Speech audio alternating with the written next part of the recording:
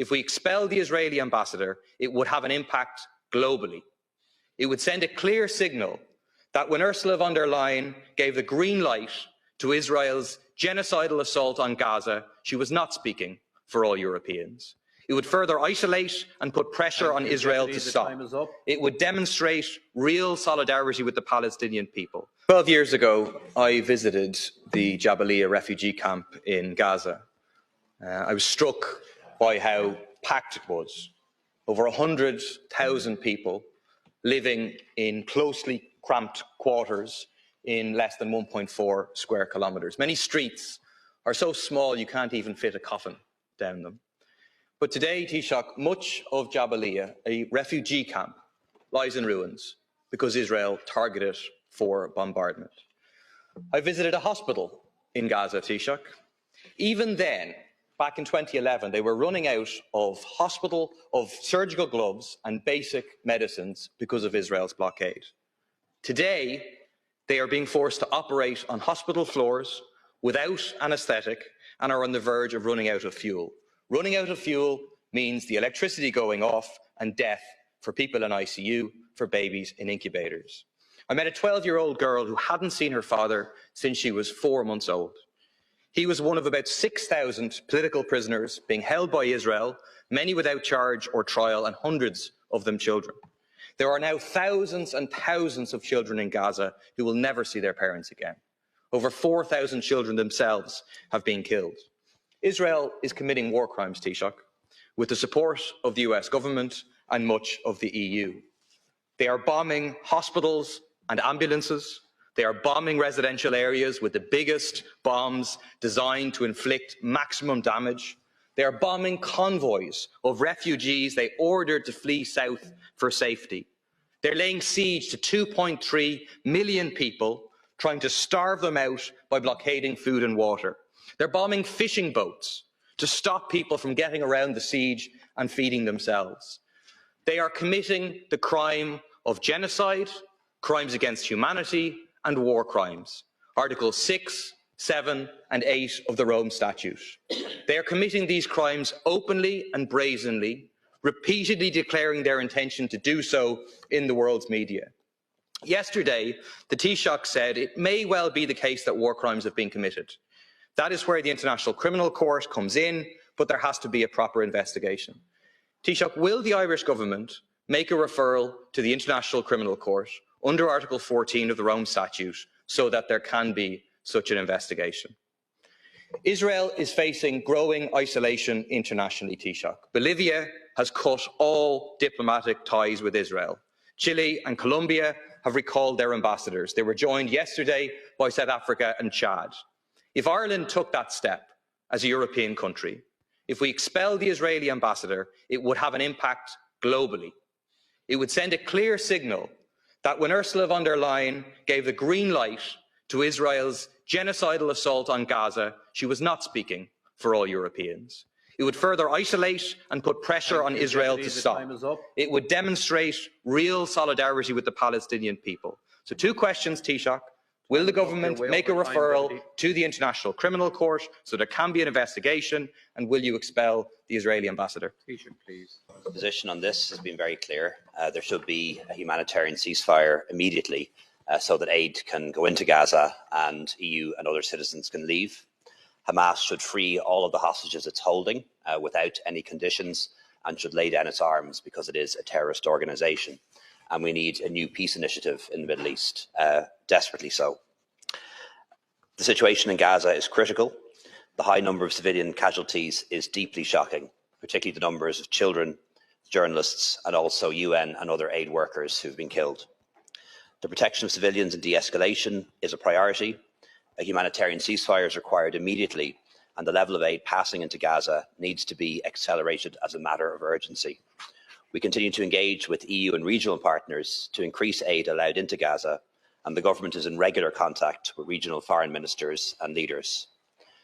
The Taoiseach has announced 13 million in humanitarian assistance to the Palestinian people, with 10 million for UNRWA and 3 million for UN OCHA. Ireland condemns outright the attack by Hamas and affirms Israel's right to defend itself, but this must be in line with international humanitarian law and in a proportionate manner, and this has not been the case. A distinction has to be made between Hamas and civilians in Gaza, and targeting civilian infrastructure is not acceptable, and collective punishment is a breach of international humanitarian law in our view. De-escalation and protection of civilians must be our first priority. In relation to the role of the International Criminal Court, attacks on civilians and civilian infrastructure is a breach of international humanitarian law, as I said. All potential violations of international humanitarian law should be investigated. The prosecutor of the International Criminal Court, Karim Khan, confirmed the court has jurisdiction over the situation in occupied territory and by Palestinian nationals outside it, so we don't need to make a referral for an investigation to take place. In relation to the issue of the ambassador, Deputy, I don't believe it would be the right thing to expel the ambassador from Israel. For exactly the same reasons as we didn't expel the Russian ambassador in relation to Ukraine, we need to be able to engage at some level.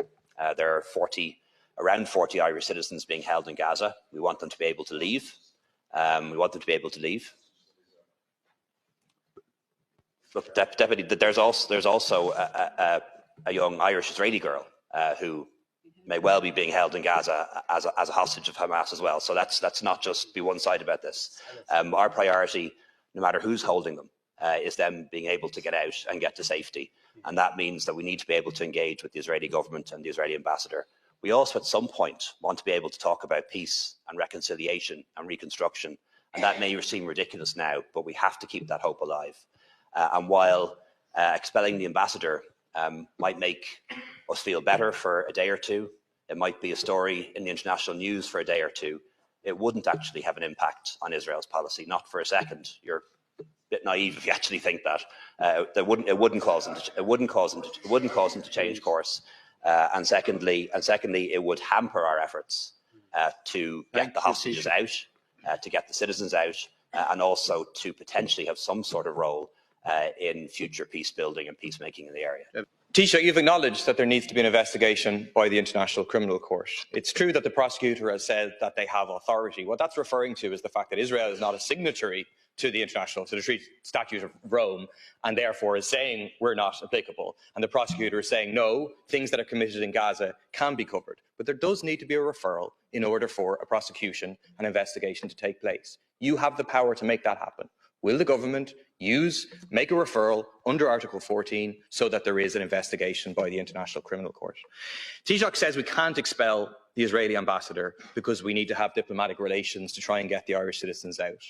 But Taoiseach, we have those relations right now. We have the Israeli ambassador on the Irish media every day telling lies, covering up for war crimes, and that is not happening. Isn't it true, Taoiseach, that Irish citizens, together with Brazilian citizens, are effectively being held hostage by the Israeli regime in Gaza? That while other countries' citizens have been allowed to leave, the US, Germany, Britain, Irish and Brazilians have not been allowed to leave by Israel. Thank you. And that those countries whose citizens are allowed to leave are those who voted in line with Israel against a ceasefire, and that effectively Irish and Brazilian citizens are being punished by Israel for our vote in favour of a ceasefire at the UN. The best thing for Irish citizens in Gaza and everyone else is for the bombing and the assault to stop. And the more pressure on Israel, the more isolation of Israel, the more pressure put on Israel to do precisely that. The best thing we can do precisely is to expel the ambassador and to send a signal to them and to the whole world. Taoiseach, please. Deputy, our advice and our understanding is that we don't need to make a referral for an investigation to take place, and the prosecutor of the International Criminal Court has said that they believe jurisdiction applies to the occupied territories, but I'll seek further information and advice on that. There are roughly 8,000 EU and foreign nationals in Gaza. Only a handful have been allowed to leave so far. Only about 20% of EU citizens have been allowed to leave so far, and we've been given no indication that Ireland is somehow being penalised for the stance we're taking in our call for an immediate humanitarian ceasefire. But we will not change our position on that, no matter what.